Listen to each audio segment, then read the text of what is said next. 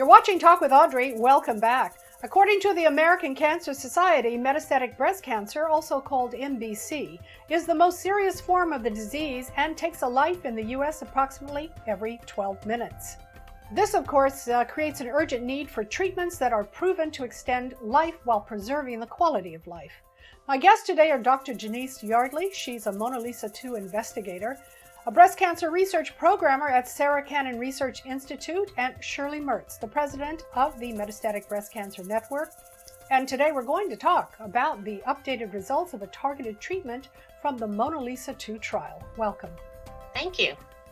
Thank you both for joining me. Let me start with you, Dr. Yardley. Talk to us more about metastatic breast cancer. So metastatic breast cancer is a serious stage of the disease. It's the most advanced stage, and it really refers to the unfortunate circumstance of cancer cells that have left the breast and lymph nodes and have shown up in a distant side like a liver, lung, bone. This can occur years after a patient has been diagnosed with early stage breast cancer and was cured of the disease. And a small proportion of patients actually walk in thinking they're early stage and find out that their cancer cells has spread. And I think the important part is that while it's treatable, it's not curable. So that's, the most serious stage. It's advanced, but there are new treatment options such as Kisqali that actually can improve the overall survival for these patients facing this diagnosis of metastatic breast cancer. And tell us more also about the MONALEESA-2 trial and Kisqali's participation. That's great. So the MONALEESA-2 trial was a trial of postmenopausal women with hormone receptor positive metastatic breast cancer that offered patients in combination with anti-estrogen therapy this drug called Kisqali. And it's an oral therapy that can be taken in the convenience of the home. So the trial looked at the outcomes of patients that received both Kisqali with their anti-estrogen therapy as compared to just the anti-estrogen therapy, which at that time was the standard of care.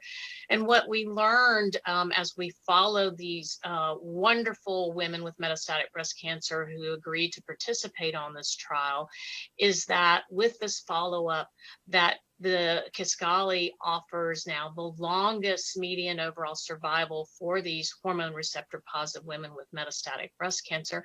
And what we mean is not just weeks and months when you're facing this diagnosis that your cancer is back, but we're talking about years.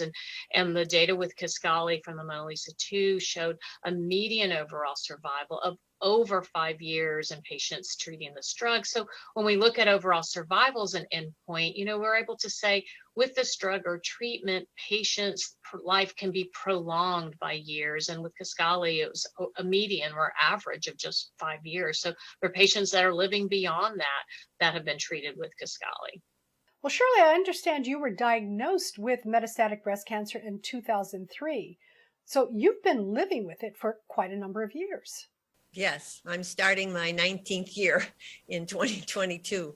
I had early stage breast cancer, and the goal in that stage is cure. And I thought I was cured, but unfortunately 12 years later, it came back into my skeleton and into my liver. So I had a lot to take on. I would like to say that like me, other patients who receive a diagnosis of metastatic disease feel a lot of shock and anger, worry, sadness. All of those emotions come together when you hear the diagnosis, especially when, the doctor will share with you that there is no cure and it's treatable. I might add that in my case, a primary care doctor told me that I had metastatic breast cancer. And she told me, you'll probably live just 1 or 2 more years. So, when people talk about how long you have, that can be, a really hard thing. Let's talk about the potential risk and the benefits. So, when we look at making a treatment recommendation, or I, sit in front of a patient to try to talk about this next drug or drug like Kisqali and the benefits it offers in terms of years and years of prolonging life, one of the questions is, well, what's my life going to be like on the therapy and my quality of life? And, when we look at Kisqali, they measured that as part of the clinical trials, and there was no deterioration in quality of life. It's an oral therapy. It's a pill therapy. Like any therapy, it requires monitoring and regular visits with a doctor.